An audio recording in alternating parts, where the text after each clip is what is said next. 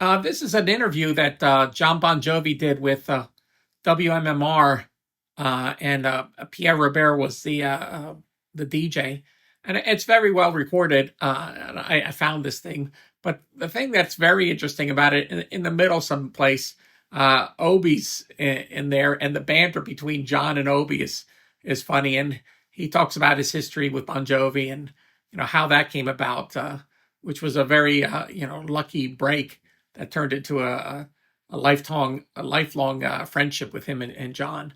So I thought this would be interesting for you guys to check out. It's 12 minutes long, but an interesting piece to listen to. I'll try putting up some different pictures I have of Obie too. Some more down the pike very November soon. 16th. November 16th. That is called 100 Million Bon Jovi Fans Can't Be Wrong. Yeah. An overview of this project. Well, it commemorates the 20th anniversary and the 100 million albums sold. Our vaults were rich, and as you know, having written the introduction to the box and coming up to the studio and hearing the tracks, there are 40 unreleased songs nobody's ever heard, and the other 10 are from little known B-sides or soundtracks that we felt that were fan favorites. So there are 50 tracks in all, commemorating this wonderful milestone in our careers. And that being said, I brought you 2 tracks from the box set to have and to hold to play for your listeners as a very first on the airwaves period in the world. So this is the first time these things are going to see the light of day. Wow. You want to tell us about the first song? Well, it's called "The Radio Saved My Life Tonight." I wrote this on I think that's the second song. Oh, okay. Let me just. "Why Aren't You Dead?" I think was the other one, right? Yeah, the first one is "Why Aren't You Dead?" Which is it's. Or you want to play the second one? No, it doesn't matter. We'll start with "Why Aren't You Dead," Right. which is from our tongue-in-cheek period. You know, when we wrote songs like "Bad Medicine" or "You Give Love a Bad Name," they were obviously very tongue-in-cheek. Couldn't go back there. But this was one of those that should have made those records. You know, like the New Jersey record, it would have probably been another one of those #1 singles. But for some reason, I was over this period, and I says I can't go back. And it's great to visit like an old friend now. When you hear it, you go, wow, we were onto something then. It was good fun to write songs like that, but it's better to share it in this light, and say this was a part of the history. Sort of like a scrapbook, looking back. "Why Aren't You Dead?" In a sense, brand new, but actually quite vintage Bon Jovi that you're hearing, I guess, for the very first time right now from the forthcoming box set. Mr. O'Brien, come on over here because you work so hard on this. Turn off the camera and come on over here. You want me to film it for you while you're doing that? Obie O'Brien, your longtime pal and associate, worked so hard on this. Pick any microphone, Obie. Box set. And tell us your perspective on this. Because, first of all, how long have you been with John? 114 years. Put that AKG side so it's facing you right Okay. there. There you go, real engineer. Hey. No, we've been friends for almost 25 years. Wow. Yeah, it's been a long time. How'd you come to know John? He was working in New York, and I met him in New York. I was working at a studio in New York, and he was also working there. And I used to sleep in his bed. They would make him sleep on the floor when I go up there. And I would take the bed, and he would sleep on the floor. Wow. My, how things have changed. Let me just say that right now. I got to just say what a great job you and Mike Rue did, working hours and hours and hours going through the stuff. Did you have it all cataloged pretty well? Because you're sort of the keeper of the archives, right? Well, it was somewhat cataloged. It really is cataloged now. I mean, I went back and took every tape out and put every tape up. A lot of them we had to repair. Physically they're falling apart. And sometimes you have to bake them. You put bake them in an oven. I That's was a really baking odd tapes thing. 3 at a time, 130 degrees for 10 hours. What a chef. Yep. And then, it was just, there's all these great, so I had made notes on some of the take sheets, like, got to use this, that were sitting around. Originally? Yeah. Oh, I see. And then you found your notes especially like on that song right there, "Why Aren't You Dead?" It's been one of my favorite songs forever. Well, now you just told us while it was playing that was just one vocal take, right? Yes. Wow. Yeah. Yeah. These were all demos. They're everything out there was really just demos. So none of these were intended as a as to be an album track that just never that was fully finished and recorded. Our demos were always very detailed. We would really work hard at making the demos as much like records as we could, so that we could be really objective when we pick the songs for the records. I don't claim to have been the best A&R guy. Having living on a prayer almost not make one record, and a variety of songs over the years where people go, boy, are you silly. So that was a good example of a great rock song that could have, should have made a record. But in retrospect, now that I'm thinking of it, when I hear that, it was time to move on. We ended up writing the Keep the Faith record instead of doing that again. We had done the cliche, fun, tongue-in-cheek kind of things, and then we moved on into more of a social relevance with Keep the Faith. But it would be interesting having, a gem like that around. And I'm wondering what process it would be that would cause you to say, well, it's good, but it's like a baby. It's like one of your children. How do you let it go and just let it go into just a lot of kids. There was just a lot of them. So it was easy enough to say, do you want to sing this in 20 years? After there was 4 band records and the Young Guns record by that point, I was confident enough to know at that point in my life we would be around. Right. And in saying that statement, is this something you'll want to sing? I could confidently say, is this something you'd want to sing in 10 years? Because you started to think about things from the first or second record. You thought, if I never play that again, it'll be too soon. And we started to think about that, making statements with records and singing songs that made you happy and not what radio was necessarily going to embrace. Well, with that in mind, let's move on to the second song. What is the name of this one? It's called The Radio Saved My Life Tonight. I remember writing this one probably around 90. Because I was in what I refer to now as the gray period of my career, post-New Jersey, and during the Young Guns period when I was trying to remember why it is that I ever wanted to play the guitar in the first place. The innocence of youth and the desire to make records and change the world with rock and roll and all of that seemed to had fallen by the wayside, at least the innocence had.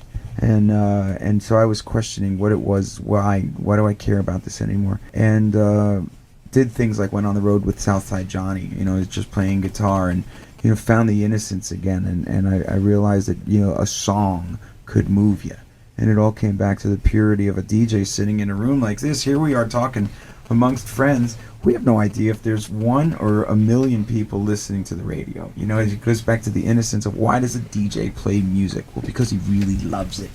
He doesn't know how big his audience is, what it is, but a song moved you. And I wrote this song called The Radio Saved My Life Tonight because I heard that song again and it moved me. And it began that second phase, which took me into Keep the Faith, and here we are today. For your radio saved my life tonight? The radio saved my life tonight. And that is brand new material from, again, I keep wanting to say brand new, and yet it's not.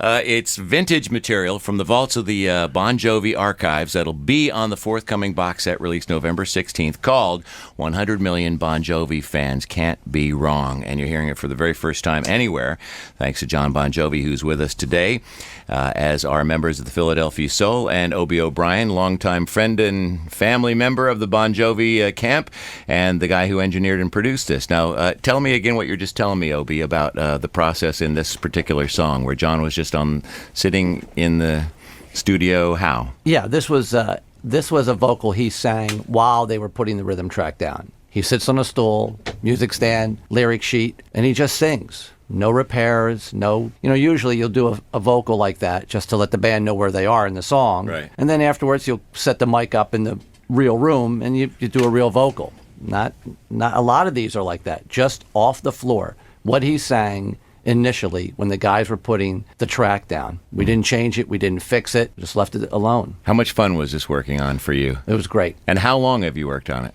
2 years. 2 years? 2 years. Wow. You and Mike Rue, your helper. Yep. What, you have a name for each other too, right? You can't say that stuff. Never mind. All right. I can't forget. Never mind. All right. So you worked very diligently on it. Yes. Were there any surprises that you came across in the process? Lots and lots of them. A lot of the songs, when you pulled it out, there were a couple songs that I pulled out, and I would have Jon come over, and I'd play it, and he goes, I have no idea. Really? I don't remember that definitely. At all. Yeah, there's a couple I don't remember writing. I don't remember where we got them from. I had to double check songwriting credits, because and we stopped at 50 tracks because the record company said that's all we'll put out. It doesn't mean that we don't have more. If the plane went down, I'd be Tupac Shakur. I'd be making records for 15 years. Our vaults are deep. I don't want to be on the plane with you though if you go down because because then you get to be Anne Friend. yeah, right, exactly. Jon Bon Jovi and Friend. Now killed today. So how many discs will this come out to be then when the one gets the actual package? It's 4 CDs and 1 DVD. Which is what on the DVD? Oh, there's some great stuff on the DVD. You photographed a lot of that, didn't you? Yeah, a lot of my really crummy home videos, behind the scenes stuff, and some interview segments that I did talking to the camera about the songs. But otherwise, it's home movies. Very cool. It's really funny stuff. And in addition, for a while there was a website up where fans could email comments about the band. Did you? So many of those comments are included in the booklet for the box set. The booklet's a work of art in and of itself. It's 60 pages of family photos and testimonials from fans around the world. There's no lyric sheet because there's too much other information in it. Right. Your introduction, I wrote a letter, the guys all wrote thank you notes. A lot of testimonials from fans. Wow, that's neat. Was there any of those that actually surprised you or took you? When you read the ones about the kid in the bunker as bombs are dropping in Kosovo, and how he put on Crossroads to just drown out the bombing, there's things like that in there. Wow. People from all over the globe that wrote in, and we included what we could in the box. How touched we were to know that the music has touched so many. And another thing that's very cool is each of the 3 primary members has a song. So briefly, I'd like to touch on each of those if we could. Tico has a song. I can't remember the name of it, but when you gave me a little sampler to listen to, and I'm going, who the hell is singing this? Yeah. Or what has Obie done to John's voice to make it sound so different? What is that song? I wrote a song called "If Only in My Dreams" that I was going through my Tom Waits period, so heavily influenced by the great Tom Waits that I wrote this one track and I realized it would really be great if Tico sang it, because naturally on a good day he sounds like Tom, on a bad day, and he really emotes because he's such an artist in his own right, and he never has a chance to do anything like this. So I forced him to sing it, and he struggles away, but you feel the passion in my lyric when he sang it. And I loved it so that even though I had sung it and then argued with Obie about it, I says, I want Tico's version on the record. I want Tico's version. And it's great. Tico's very proud of it. And David Bryan has a tune on here as well. I got to tell you, Dave included a song that he wrote for his musical theater background. Because I had Tico singing a song, and because I was obviously going to include something from Richie's solo years, I had to give Dave the opportunity to do something. And it's not like we'd ever let him sing a song in the confines of a band record, or not that we wouldn't let him, but he's never done it. I said, what do you want to do? Put something out here to represent yourself individually. And he put a track on from the play Memphis that he wrote the music to. And it's a fabulous song. It truly is a fabulous song. Memphis Lives in Me. It sounds like something that Elton would have had on Tumbleweed Connection. It's a great piano singer-songwriter song, and I was very happy for him, so he did a nice job on it. Excellent. And then the Richie song? And then Richie has an outtake from one of the solo records that, again, it's just him and a guitar, and it's nice for me to be allowed to give those guys the opportunities to shine. Well, you have in the band setting, but it's kind of nice in this particular setting, too. Yeah, it's great.